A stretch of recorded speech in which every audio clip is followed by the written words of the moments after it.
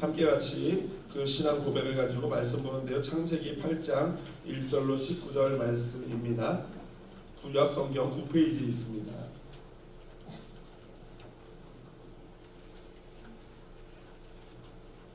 창세기 8장 1절에서 19절 말씀, 제가 먼저 8장 1절 읽고 성도님들 2절 같이 교독하도록 하겠습니다.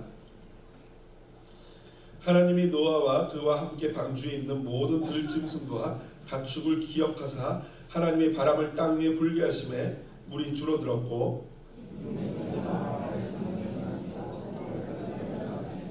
물이 땅에서 물러가고 점점 물러가서 150일 후에 줄어들고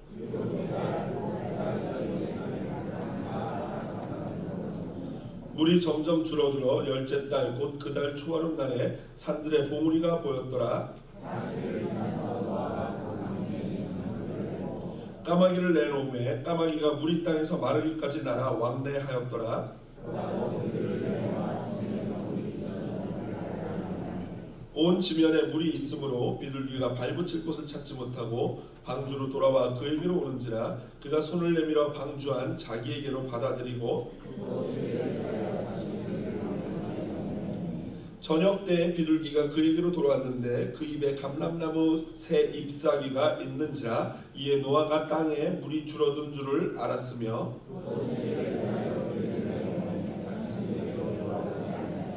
(601년) 첫째 달 곧 그 달 초하룻 날에 땅 위에서 물이 거친지라 노아가 방주 뚜껑을 제치고 본즉 지면에서 물이 거쳤더니 땅이 말랐더라. 하나님이 노아에게 말씀하여 이르시되 너는 내 아내와 내 아들들과 내 며느리들과 함께 방주에서 나오고 너와 함께한 모든 혈육 있는 생물 곧 새와 가축과 땅에 기는 모든 것을 다 이끌어내라. 이것들이 땅에서 생육하고 땅에서 번성하리라 하시매 다같이요 땅 위의 몸을 곧 모든 짐승과 모든 기는 것과 모든 새도 그 종류대로 방주에서 나왔더라. 아멘. 네, 오늘은 오늘 창세기 8장 1절에서 19절 본문 말씀을 가지고 기억하시는 하나님이라는 제목으로 함께 같이 은혜 나누도록 하겠습니다. 주중에 아내와 대화를 했습니다. 그런데 이렇게 말을 하더라고요. 방주를 지은 기간이 120년이 아니래요 라고 하면서 놀라면서 저에게 말을 하더라고요. 아무래도 이 기독교 사이트에서 나름대로 이렇게 조사를 하고 연구를 한 것 같습니다. 그래서 제가 그 질문을 듣고 나서 생각을 했어요. 이 좀 몇 가지 부분에 대해서 다시 한번 우리 성도님들께 좀 설명을 드려야 되겠구나 라고 생각했는데 그 중에 하나가 바로 방주를 지은 기간이 얼마인가 라는 것입니다. 첫 번째로는 보통 120년이라고 목사님들이 많이 말씀을 하시는데 그 근거는요, 홍수가 난 게 노아가 600세 때, 창세기 7장 11절에 보니까 600세에 홍수가 났고요. 하나님은 창세기 6장 3절에 노아에게 이 땅을 멸하겠다라고 경고를 하시는데 그때 뭐라고 말씀하시냐면 사람의 수명은 이제 120년이 될 것이다. 그래서 그 120년이 방주를 홍수가 있기 전까지의 기간이다라고 해석하기도 하고요. 또는 이 홍수 후에 사람들의 수명이 길어야 120년이 될 것이다 라는 이중적인 의미로 해석을 합니다. 그래서 홍수가 방주를 노아가 하나님의 그 멸망시킬 것이다 라는 예언을 듣고 그때부터 짓기 시작해서 한 120년 걸릴 것이다 라고 예측하는 사람들이 있고요. 반면에 100년 이하로 보는 사람들이 있습니다. 그들은 왜 그러냐면은 이 성경 본문을 잘 살펴보면은 그 이유가 좀 타당한 부분이 나오는데 심지어 어떤 분들은 적게는 40년까지도 보는 분들이 계세요. 방주를 지은 기간이. 왜 그러냐면은 하나님이 방주를 지으라는 명령을 창세기 6장 13절 14절에 처음으로 하십니다. 노아에게 방주를 지으라 라고 말씀하시는데 그때 하나님의 명령을 잘 들어보면은 창세기 6장 18절에 보면은 내 아들들과 내 아내와 내 아들들과 내 며느리들이 방주에 들어가라 라고 명령을 하셔요. 그러니까 하나님의 방주를 지으라고 명령하실 때는 이미 새 아들들이 장성했고 또 나가서 결혼까지 했다라는 그 전제를 이 본문에서 볼 수 있지요. 그런데 가만히 보면은 이 노아가 새 아들을 낳은 나이 이 출생한 나이가 500세라고 창세기 5장 32절에 나와요. 그러니까 새 아들을 500세에 낳았고, 그리고 그 새 아들들이 뭐 500세, 502세, 뭐 504세 이렇게 낳을 수 있지 않습니까? 새 아들을 낳았는데 그들이 다 장성하려면은 최소한 몇 년 정도가 필요할까요? 한 뭐 30년? 일반적으로 따지면. 그러니까 노아의 아들들이 성장해서 결혼하려면 최소한 노아가 530살이어야 된다라는 결론이 나오고, 노아가 530살에 하나님이 방주를 지으라는 명령을 하셨고, 홍수가 600세에 벌어졌기 때문에 방주를 지은 기간이 그렇게 되면 몇 년이 되는 거예요? 70년이 되는 거예요. 그런데 어떤 사람들은 이 세 아들이 다 결혼하려면 30년 가지고는 부족하다라고, 오늘날도 뭐 우리 시집장가 못 간 자녀들, 못 간 게 아니고 죄송합니다. 안 간 자녀들이 한 35살 이상도 있지 않습니까? 40살도 있을 수 있고요. 그러면은 그런 식으로 따지면 진짜 이게 세 아들이 다 장가를 가려면은 뭐 30년이 아니라 50년이 걸릴 수도 있단 말이죠. 왜냐면 이때는 나이가 더 오래 살았으니까. 그러다 보면은 방주를 지은 기간이 50년, 40년까지도 될 수 있다라고 얘기하는 사람들이 있어요. 자, 그렇다면 우리는 어떻게 이것을 생각해야 될까요? 사실 이 뭐 성경에 나온 문자 그대로 따지면 70년 내지 40년도 볼 수 있는데, 오늘날 현대 이 목재, 나무로 배를 짓는 사람들의 의견을 내셔널 지오그래픽에서 물어봤어요. 노아의 8 식구가 이 정도 길이 135m, 13m의 높이에 이 정도 길이의 방주를 8명이서 100년에 지을 수 있냐라고 물어봤더니 현대 기술자들이 콧방구를 낍니다. 무슨 말도 안 되는 소리가, 장난하십니까? 이런 반응이에요. 그러니까 현대 기술과 이런 것들을 다 동원해서도 조그마한 몇십 미터 이르는 배를 짓는데 엄청난 시간이 걸리고 노동이 필요한데, 12명이서 붙어서 해도 힘든데 어떻게 8명이, 그 기술도 없는데. 아니, 예를 들면 오늘날은 뭐 이 큰 나무를 자르려면 뭘로 잘라요? 전기톱으로 징 하고 자르잖아요. 근데 옛날에는 뭘로 잘랐겠습니까? 노예 당시에 톱도 제대로 있었나 모르겠고요, 도끼도 있었나 모르겠는데 나무 하나 자르는데 엄청난 노동과 시간이 필요할 텐데 불가능하다라는 거예요. 그러니까 사실 현실적인 생각을 하면 그건 불가능한데, 성경적인 이 따지면은 100년 이하가 되고 40년도 될 수 있다라는 결론이 나와요. 그럼 우리는 이걸 어떻게 선택해야 될까요? 사실 이 창세기는요, 그냥 막 히스토리를 날짜별로 기록한 그런 역사서가 아니라 그랬어요. 굉장히 시적인 요소도 있고 고대 설화와 같은 이야기도 있어요. 실제로 이 창세기와 병행하는 그때 당시 어떤 설화들, 제가 종종 설교에, 오늘 설교에서도 인용할 건데, 길가메시라는 서사시에 보면은 이 노아와 같은 방주 이야기가 동일하게 나와요. 그리고 그런 데 보면 말도 안 되는 그런 이야기들이 있는데, 그렇다면 그런 설화들도 우리가 문자 그대로 믿어야 될 것인가 라는 문제가 발생하게 됩니다. 그러니까 아무래도 이 성경, 이 창세기 부분에는 시적인 부분도 있고 설화적인 요소도 분명히 있어요. 그러니까 문학적으로 우리가 그걸 잘 파악하면서 해석을 해야 되는데, 단순히 그냥 과학적으로 숫자적으로 이렇게 딱딱 끼워 맞춰서 계산을 하게 되면은 이 창세기의 맛을 살릴 수가 없는 거죠. 그러니까 우리가 창세기를 대할 때 어떻게 대해야 하냐면요, 이 창세기에 일어난 사건들은 실제 역사적으로 있었던 사건이다라는 믿음의 전제하에, 그거에서 자세히 나오는 숫자라든가 뭐 연도라든가 이런 것들을 너무 집착할 필요가 없다라는 것입니다. 왜냐하면은 노아의 이 홍수가 뭐 배를 40년 동안 지었든 120년 동안 지었든 핵심은 뭐예요? 노아의 홍수가 있었다라는 거예요. 하나님이 심판을 하신 사건이 있었다라는 것입니다. 그것을, 그 이야기의 핵심과 그 사건을 통해서 하나님이 우리에게 주시는 영적인 교훈이 과연 무엇인가, 이것을 파악하는 게 더 1차적인 것이다라는 거예요. 두 번째로 그런 비슷한 차원에서 질문이, 지난주에도 제가 말씀드렸지만, 과연 노아의 홍수가 전 지구적이냐 아니면 그쪽 동네에 벌어진 일들이냐. 전 지구적이다라고 말하는 사람들도 여러 가지 과학적인 근거를 대면서 이래서 전 지구적이다라고 얘기해요. 반대로 전 지구적이지 않고 지역적이다, 일부분에서 일어난 것이다라고 얘기하는 사람들도 과학적인 근거를 대면서 서로 얘기하거든요. 이 두 부류는요, 홍수가 없었다라고 말하는 무신론자들이 아니에요. 둘 다 하나님을 인정하고 홍수가 있었다라는 걸 인정하는 사람들이 전 지구적이냐, 과학적으로 전 지구적이다, 과학적인 근거를 들어서 아니다, 지역적이었을 것이다 라고 얘기를 한단 말이죠.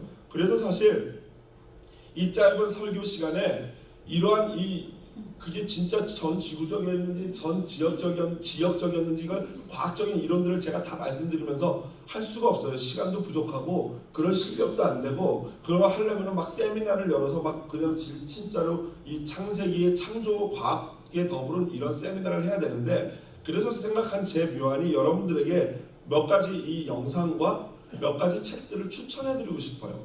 책에 관심이 있는 분들은 이 책을 구입하셔서 읽을 수 있으면 좋겠고, 한국 책을 구입하는데 어려움이 있으면 저한테 문의하시면 우리 황지영 집사님이 도움을 주실 수 있을 거예요. 한번 먼저 영상이 어떤 영상인지 한번 장면 보시면요.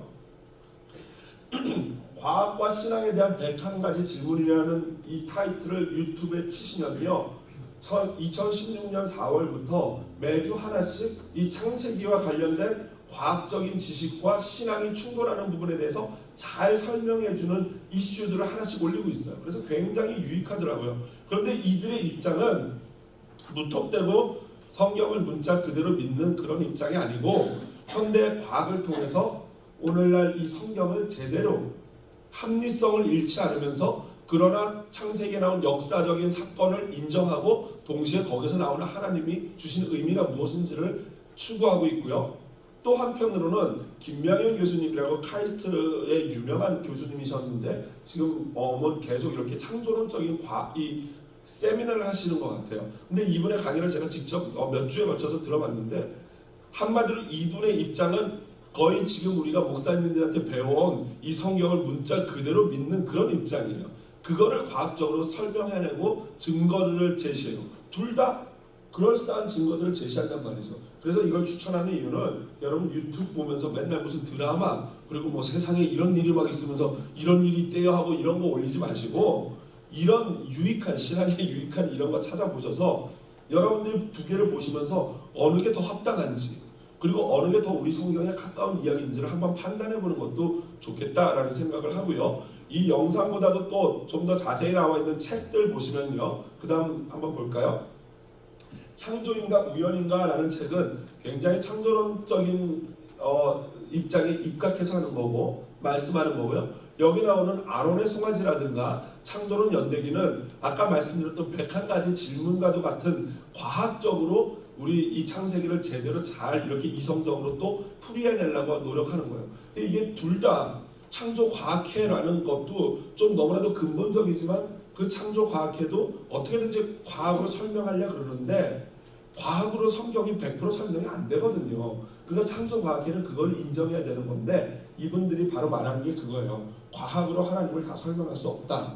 이런 부분에서 과학이 여기까지가 과학의 한계고 또 이런 입장들이거든요. 그래서 여러분들 두 책이 필요하면 구입하셔서 보시고, 그 외에도 좀 더 보수적인 입장을 보려면 창조과학회 치면은 막 주르륵 나옵니다. 애들 만화도 나오고요, 쉽게 설명된 게 나오니까 참조하시고, 제가 그래도 또 책 읽는 거 싫어하는 거 알거든요. 여러분들이 무슨 소리예요 막 이렇게 하시는 분들도 계시는데, 그래서 제가 이 앞에 나온 창조론 연대기는요 만화예요. 만화, 누구나 쉽게 볼 수 있는 만화. 그래서 우리 청년들한테 좀 추천해드리고 싶고, 저한테 있으니까 혹시 필요하신 분들은 선착순으로 먼저 계속해서 빌려드리도록 할 테니까 말씀해주세요. 빌려드리도록 하겠습니다.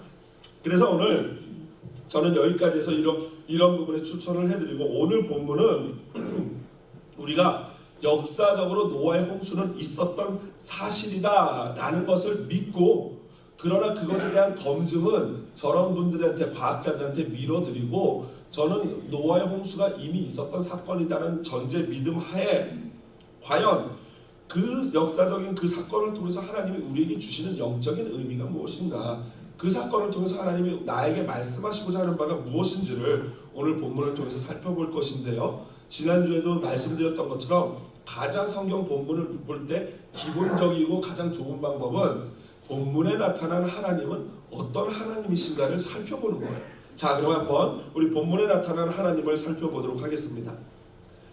계속해서 우리가 지금 보고 있는 6장 9절에서부터 시작해서 9장 29절에 이르기까지 이 한 단락의 이야기인데요. 이 이야기의 가장 중심이 되는 게 바로 오늘 8장 1절이라고 제가 말씀을 드렸어요. 그래서 8장 1절을 중심으로 이 6장 9절부터 9장 29절이 대칭적인 구조, 서로 이렇게 대칭하는 구조를 교차 대구법적인 구조를 가지고 있다고 제가 지난번에 이미 말씀을 드렸습니다. 지난주에 살펴본 본문은 대격변의 순간이에요. 온통 온 이 지구에 홍수가 일어나고 그 홍수 가운데 난리가 나서 사람들이 다 죽고 동물들이 죽고 막 지구가 막 뒤틀리고 흔들리는 그런 과정 가운데 성경 어디에도 보면은 하나님이 보이지 않는다라고 말씀드렸어요. 그래서 마치 죽을 것 같은 그러한 어려움, 깜깜하고 아무런 소망도 없는 상태와 같은 그러한 모습이 묘사되고 있었던 것이 7장의 마지막 장면이었어요. 그런데 오늘 본문은 이렇게 시작하고 있습니다. 하나님이 노아와 그와 함께 방주에 있는 모든 들짐승과 가축을 기억하사라고 나와요. 우리 한글 본문에는 번역되어 있지 않은데 영어 본문 성경을 가지고 계신 분들, 옆에 영어 성경 있는 분들, NIV나 뭐 킹제임스 버전 있는 분들 계실 거예요. 영어 본문으로 1절 보면 첫 번째 단어가 뭡니까? but이에요. but이라고 나와요. 그러나라고 나와요. 그러니까 여기서 말하는 그러나는 뭐예요? 앞에 죽을 것 같은 폭풍우와 죽음의 대격변과 고통과 어두움과 신음소리가 있었다. 그러나 하나님은 노아를 기억하셨다라는 거예요. 그렇습니다. 여러분, 이 하나님이 인간을 기억했다라는 이것에 대한 첫 번째 기록이 바로 오늘 본문이에요. 그래서 앞으로 이 하나님이 기억하셨다라는 이 구문이 새로운 패러다임으로 성경 이 뒤에 창세기에 몇 번씩 나올 거란 말이죠. 그러면 기억하다라는 게 무슨 의미인가? 히브리어로는 자카르라는 뜻인데요. 하나님이 기억하셨다, 자카르라는 뜻인데 이것은 하나님이 맞아, 노아 걔 지금 어디 있어? 이렇게 한 기억하셨다가 아니에요. 하나님이 자카르 하셨다라는 건 뭐예요? 사실은 한순간도 잊지 않고 노아를 보고 알고 계셨다라는 의미가 바로 자카르랍니다. 그래서 여러분, 고든 웬함이라는 학자는 이렇게 얘기했어요. 하나님이 기억하실 때 그는 행하신다. 하나님이 기억하실 때 하나님은 행동하신다라고 말했어요. 자, 그렇다면은 하나님이 기억하셨다라는 건 잊고 있다가 그냥 아차 하고 생각나는 그런 게 아니고 계속해서 우리를 마음에 두고 생각하시고 그 기억하시는 그것인데 과연 하나님이 그렇게 자카를 하시면 어떤 일들이 벌어질까요? 성경에 아까도 말씀드렸지만 자카르의 패러다임이 몇 군데 나오는데 한번 보면은 창세기 19장 29절입니다. 하나님이 그 지역의 성을 멸하실 때, 곧 롯이 거주하는 성을 엎으실 때 하나님의 아브라함을 생각하사 롯을 그 엎으시는 중에서 내보내셨더라. 여기서 빨간 글씨로 된 생각하사가 뭐예요? 자카르다라는 거예요. 하나님이 기억하셨다라는 거예요. 그러니까 하나님이 아브라함을 기억하시니까 어떤 일이 벌어져요? 롯을 소돔과 고모라에서 구원하는 일이 벌어졌어요. 또 두 번째로 창세기 30장 22절에 보니까 하나님이 라헬을 생각하신지라, 자카르 하신지라 하나님이 그의 소원을 들으시고 그의 태를 여셨다. 여러분, 이 히브리 유대인들은요, 자녀를 못 낳으면 그걸 하나님께 저주받았다라는 그런 생각을 하고 있었거든요. 그거는 여자에게 치명적이고 굉장히 수치스럽고 힘든 일이었어요. 물론 절대 그게 옳은 생각이 아닙니다. 잘못된 생각이에요. 그럼에도 불구하고 그때 당시에 문화가 그렇기 때문에 애를 낳지 못하면 그 여성은 굉장히 괴로움을 당했는데 그 라헬이 남편에게도 사랑받지 못하고 아이도 없으니까 얼마나 괴로웠겠습니까? 그런데 하나님이 라헬을 어떻게 했어요? 자카르 하셨다. 기억하셨다는 거예요. 그러고 나니까 어떻게 됐어요? 임신하고 루벤을 낳게 되는, 첫째를 낳게 되는 그런 일들이 벌어지는 거죠. 자, 그 다음 세 번째로 출애굽기 2장 24절에 보니까 하나님이 그들의 고통의 소리를 들으시고 하나님이 아브라함과 이삭과 야곱에게 세운 그 언약을 기억하사, 자카르하사라고 나와요. 그러니까 어떤 일이 벌어집니까?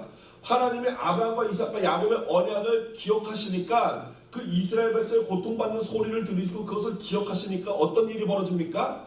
출애굽의 역사가 일어난 줄로 믿습니다. 여러분, 이 세 가지 공통적으로 하나님이 기억하실 때 벌어진 일들의 공통점이 뭐예요? 바로 구원인 줄로 믿습니다. 하나님이 기억하시면요, 그것이 개인이든 그것이 여성이든 그것이 민족이든 놀라운 하나님의 구원의 역사가 일어날 줄로 믿습니다. 이게 하나님이 기억할 때 일어나는 일이에요. 그렇다면 하나님이 오늘 노아를 기억하시니까 어떤 일이 벌어졌습니까? 여러분, 아까도 말씀드렸지만 하나님이 노아를 기억하는 이 8장 1절을 중심으로 인생의 대변혁이 일어나고 인생 상황의 역전이 일어납니다.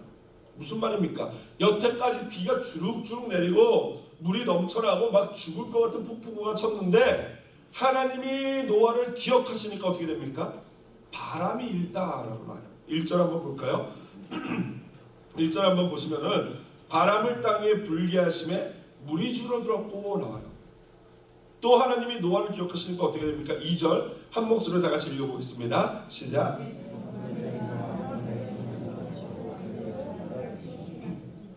어떻게 됩니까? 깊음의 샘이 막히고요, 하늘의 창문이 닫히면서 비가 그칩니다. 무슨 말입니까?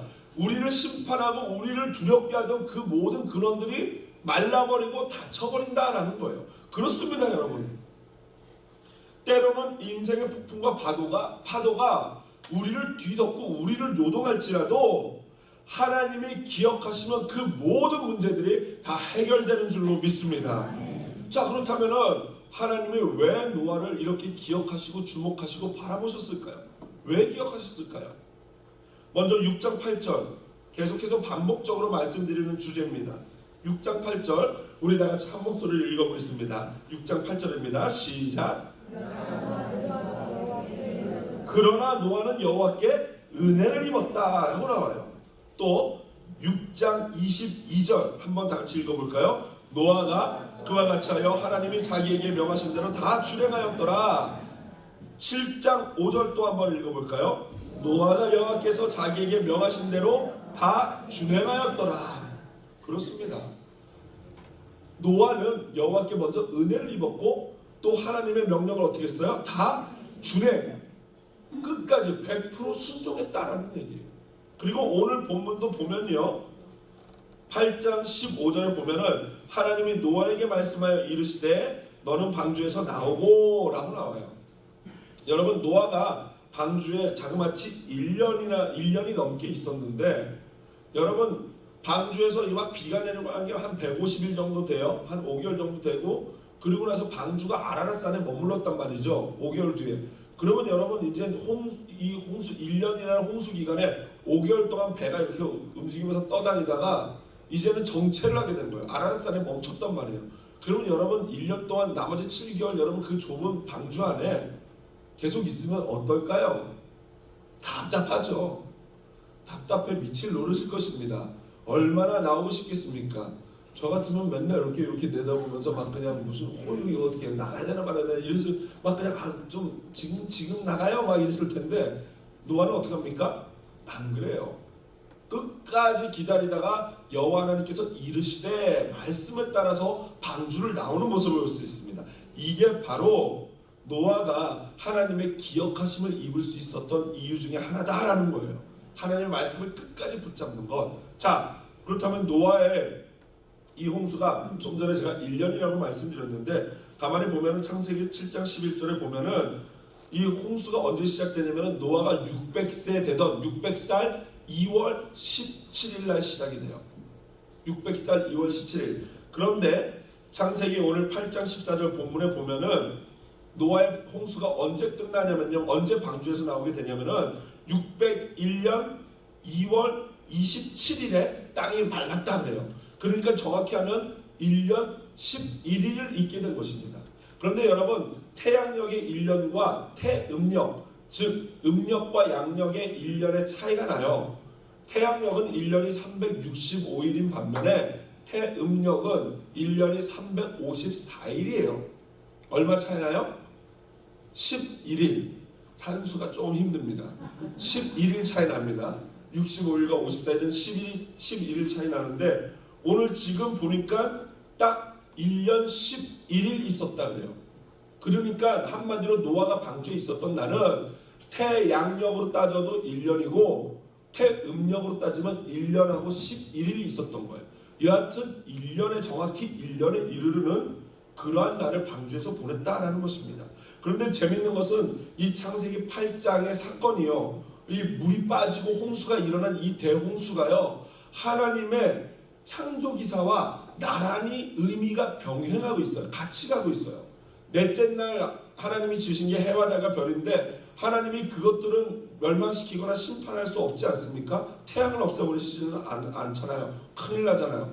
그러니까 그 넷째 날 빼고는 나머지 첫째 날, 둘째 날, 셋째 날, 다섯째 날, 여섯째 날이 이 창조기사와 이 심판 대홍수의 이 사건이 병행함을 알 수 있어요. 그래서 제가 사사받았던 송병현 교수님의 이 창세기 엑스포지멘터리에서 이 매튜엘의 이 표를 재인용한 표를 제가 여러분들께 보여드리면서 다시 설명을 드릴게요. 한번 표 볼까요? 보면은 이렇게 되어 있습니다. 첫째 날 창조는 땅, 깊음, 영, 물에 관련된 얘기가 나오는데 홍수 이야기의 첫 번째 1절과 2절을 보면은 바람, 땅, 물, 깊음에 대해서 얘기하고 있어요. 단어들이요. 그리고 둘째 날은 물과 하늘에 대해서 얘기하고 있는데 홍수 이야기도 보면은 하늘에 대해서 얘기하고 있어요. 하늘에 비가 그쳤다라고 말하고 있어요. 그리고 셋째 날은 물과 마른 땅을 묻히 드러나라 라고 말씀하시는데 이 8장 3절 5절에 보면은 물이 강해지고 물이 땅에서 물러가고 점점 물러가서 150일에 줄어들고 산봉우리가 나오는 것을 5절에 나오는 것을 볼 수 있습니다. 그 다음 다섯째 날 새가 날아다니고요. 땅 위에 기는 것들이 나오고요. 그런데 8장 7절 8절에 보면 까마귀와 땅 위가 드러나고 날아다니는 일들이 벌어집니다.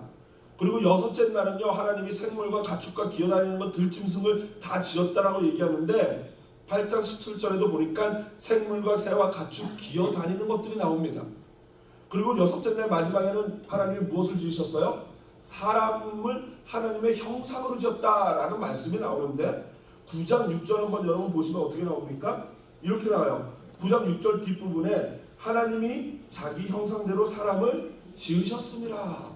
그러니까 이 본문을 살펴보면은 이 모세가 창세기 이야기, 창조 이야기와 홍수 이야기를 같은 스토리로 엮어가고 있음을 볼 수 있습니다. 한마디로 지금 하나님은 홍수를 통해서 무엇을 하고 계시는 거예요?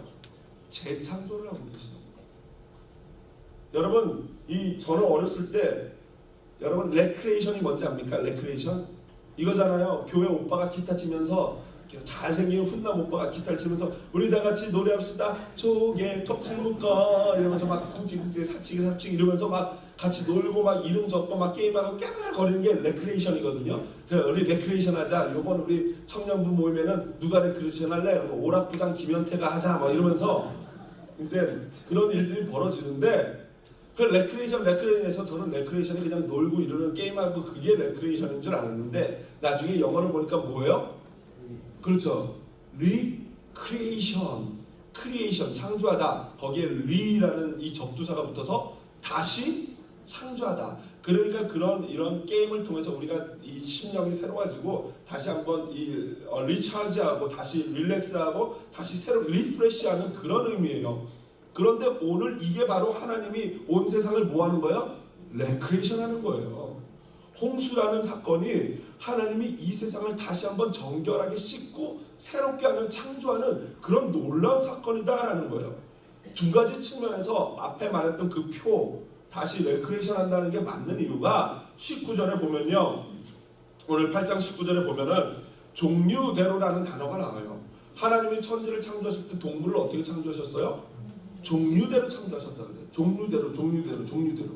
그 말이 그대로 맞는 겁니다. 또 17절 보면요. 오늘 본문 17절 보면 하나님이 다음 주에도 이 부분에 대해서 언약에 대해서 살펴보겠지만 하나님이 이 노아와 그의 가족들에게 이것들이 땅에서 생육하고 땅에서 번성하리라. 여러분 이거 어디서 본 겁니까? 아담을 하나님이 제일 처음에 지으시고 아담에게 첫 번째로 하신 명령이 뭐예요?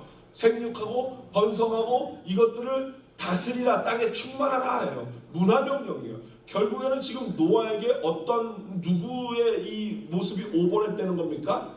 아담의 모습이 오버랩되는 거예요. 아담에게 하셨던 그 언약, 아담이 해야 될 일을 노아가 여전히 이어서 하나님의 언약을 이어가고 있음을 우리가 볼 수 있다라는 거예요. 그래서 하나님의 이 홍수는 리크리에이션. 오늘 성경 본문에 보면은 또 재미난 얘기가 나옵니다. 노아의 방주가 아라랏산에 머물렀다라는 얘기가 나와요. 보면은 그런데 이 4절에 보면요. 그러니까 사람들이 이걸 보고 우리 방주를 한번 찾아보자 하는 사람들이 많아요. 그래서 방주 탐험대라고 하는데 방주를 찾는 사람들이 많은데 방주를 찾았다 그러고 실제로 터키나 그 아르메니아 국경 지역에 보면은 그 방주가 있다 그러고 실제로 어떤 사람들은 방주에 있어서 거기 보면 왜 우리 미국에 왜 유명한 유적지라든가 이 파악 보면은 왜 갈색 간판돼 있지 않습니까? 실제로 거기 갈색 간판의 영상을 보니까 노아즈 악 해가지고 노아즈 악 파악 해가지고 했는데 가서 보니까 이렇게 뾰족한 배 모양 오늘날 군함 모양으로 이렇게 된 위성으로 보면 이렇게 된 모양이 있는데 그게 노아의 아크라고 얘기하더라고요. 제가 볼 때는 뻥이야. 근데 사람들이 거기에 현혹돼가지고 그 아크를 보러 가자 해가지고 막 가서 사진 찍고 뭐 하면서 보라고 감동스럽다 이러는데 제가 볼 때는 전혀 노아의 악이 아니라는 생각이 들어요. 어떤 사람들은 또 노아의 악이 빙하 속에 있는데 가서 찍었다 하면서 막 영상 찍어오고 뭐 나무를 가져왔다 이러는데 뭐 조사해 보면 이미 가지고 갔던 나무 다시 들고 온 경우도 있고요. 다 거짓말하고 막 이런 명예를 얻거나 돈을 벌거나 이러려고 그런 경우들이 많고 하나님이 노아의 방주를 구태여 우리에게 보여주실 필요가 없어요. 왜요? 노아의 방주가 있으면 그걸 믿고 노아의 방주가 발견되지 않으면 못 믿습니까? 여러분 어떻습니까? 노아의 방주 믿는 줄로 믿습니다. 실제로 분명히 있었던 사건이에요. 우리는 성경에 기록되어 있기 때문에 그걸 믿어요. 그러니까 있으나 없으나 별로 중요하지 않다라는 거예요. 자꾸 성경을 그런 식으로만 접근하면 문제가 생겨요. 또 우리가 여기서 유명한 이야기를 볼 수 있는데 바로 까마귀와 비둘기 얘기 아니겠습니까? 실제로 아까도 말씀드렸지만 길가메시 서사시에도 이 창세기와 비슷한 어떤 고대 문헌에도 이 노아의 방주와 똑같은 아트라시스의 이 홍수 이야기가 나오고 그도 새를 내보내는데 까마귀와 비둘기를 내보냅니다. 그런데 한 마리 더 있어요. 참새도 내보내요. 한국이랑 굉장히 친한 분 같아요. 참새를 내보내는 거 보니까. 그러니까 굉장히 이런 문헌들을 비교하면서 우리가 좀 생각해 볼 필요는 있는데 이 부분에서도 굉장히 은혜로운 해석이 있을 수 있습니다. 소위 말하는 알레고리, 그러니까 은유적, 좀 이렇게 우화적인 해석인데 까마귀는 우리가 까마귀처럼 살면 안 된다라고 이렇게 이제 교훈을 줄 수 있어요. 왜요? 까마귀는 내보냈더니 이 녀석이 어떻게 합니까? 하라는 일은 안 하고 뭐하고 다닙니까? 그냥 계속 땅 나올 때까지 날아다녔다는 건데 그럼 어떻게 걔가 땅 나올 때까지 날아다녔겠습니까? 그렇죠. 먹이가 있어야 되지 않겠습니까? 뭘 먹었겠어요? 그렇죠. 시체. 그런데 이 까마귀가 시체를 먹는 게 진짜 맞는 말인데 여러분 이 페더럴웨이도 이렇게 길 다니다 보면 가끔 이 종종 아주 많이 자주 길가에 죽은 스쿼럴, 뭐 너구리 뭐 이런 것들이 많이 존재해요. 뭐 이유하는데 꼭 이유하는 그 죽어있는 동물의 시체에 누가 가 있어요? 까마귀들이 콕콕콕 이러고 있어요. 비둘기는 안 가는데 꼭 까마귀들 가서 그거 먹고 있더라고요. 그래서 이 성경이 맞구나. 정말 내가 계속 날아다니면서 떠돌아다니는 그 떠있는 시체 먹으면서 땅 다 나올 때까지 살았겠구나 라는 생각이 들어요. 반면에 비둘기, 여기서 나오는 비둘기는 피존이 아니고 도브예요. 피존과 도브는 달라요. 피존은 뭐예요? 그레이 색깔, 회색 비둘기. 우리 한국에서 막 닭둘기라고 놀리는 막 사람들을 왜 이렇게 해놓은 거 이렇게 주워 먹는 걔네들을 피존이라고 하면은 도브는 어떤 비둘기예요? 새하얀 비둘기. 그래서 바로 오늘 여기 나오는 이것이 이제 도브인데 얘네는 귀소 본능이 있어서 내보내면 어떻게 해요? 다시 집으로 돌아와요. 그래서 이 노아가 내보냈는데 여기 굉장히 재밌는 것은 보니까 이 9절에 보면요. 비둘기가 발붙일 곳을 찾지 못하고 방주로 돌아가 그에게로 오는지라 그가 손을 내밀어 방주한 자기에게로 받아들였다라고 나오는데 여기서 비둘기가 발붙일 곳이 단어가 어떤 단어냐면요. 노아예요. 안식, 쉼이라는 노아. 그러니까 비둘기가 나갔는데 노아를 찾지 못해서 다시 돌아왔는데 어디로 돌아와요? 노아에게로 돌아오는 거예요. 진짜 안식처인 노아의 그 따뜻한 품 안으로 돌아와서 그 손이 받아들였다라는 은혜로운 해석이 될 수 있는 거예요. 그래서 이걸 영적으로 해석하면은 우리 성도들은 까마귀처럼 썩어져가는 세상 것들을 추구하면서 그거 먹고 살면 안 되고 진짜 안식을 주는 누구의 품으로 와야 된다는 거예요? 하나님의 품으로 와야 된다라는 아주 은혜로운 해석이 있을 수 있어요. 이거 괜찮아요. 이렇게 해석하는 것도 나쁘지 않아요. 왜냐하면 신앙에 도움이 되고 얼마든지 또 그런 입장으로 볼 수 있기 때문에. 그러나 오늘 제가 본문을 통해서 발견하고 싶은 것은 본문에 나타난 하나님은 어떤 하나님이신가요? 어떤 하나님이세요? 리크리에이션 하는 하나님이에요. 때로는 여러분 우리 삶 가운데 홍수와 같은 폭풍과 같은 너무나도 힘든 시련을 주실 때가 있어요. 어려움을 주실 때가 있어요. 그러나 그 홍수와 시련이 절망이요 멸망이 아니라 바로 재창조의 서곡인 줄로 믿습니다. 하나님이 새롭게 하시고자 하는 그 출발점이에요. 그래서 여러분 이사야서 65장 17절 우리 화면을 보면서 큰 목소리로 한번 읽어볼까요? 다 같이 시작.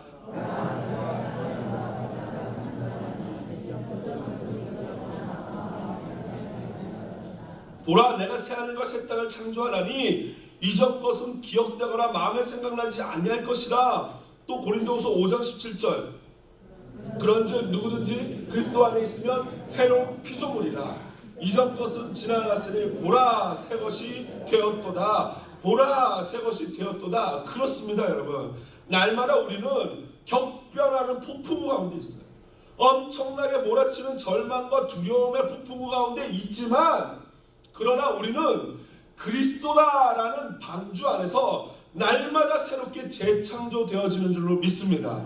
날마다 새롭게 태어나는 거예요. 이것이 바로 하나님의 리크리에이션입니다. 말씀을 마무리합니다. 여러분 LA에 있는 어셈블리라는 교회가 있어요. 그곳의 찬양 사역자가 바로 그 유명한 타미 워커인데요. 타미 워커라는 분은 우리가 막 좋아하는 이 찬양들도 굉장히 많이 쓰신 분이고 굉장히 유명한 찬양 사역자인데 1900년대부터 이 후반부터 그 교회를 계속해서 섬기는 분인데요. 너무나도 유명한 분이죠. 저도 굉장히 좋아하는 찬양 사역자인데 이분이 한 번은 필리핀 고아원을 방문한 적이 있어요. 그런데 고아원에 갔는데 어떤 아이, 제리라는 아이가 이분에게 달려와가지고 이렇게 하는 거예요. 제 이름은 제리예요. 반가워요. 라고 하니까 이 타미어가 나는 타미야 하면서 반가워. 너하고 나는 이제 친구다. 저하고 아저씨는 친구 맞지요? 이랬다는 거예요. 그래 우린 친구야. 그런데 이 친구가 가가지고 또 막 한참 놀다가 한 1시간 있다가 또 오더니 그러더래요. 아저씨 제 이름 기억하세요? 저는 제리예요. 저하고 친구 맞지요? 그래 친구 맞아. 그리고 또 가가지고 또 놀다가 한참 있다 또 와가지고 아저씨 제 이름은 제리예요. 기억하세요? 라고 하더라는 거예요.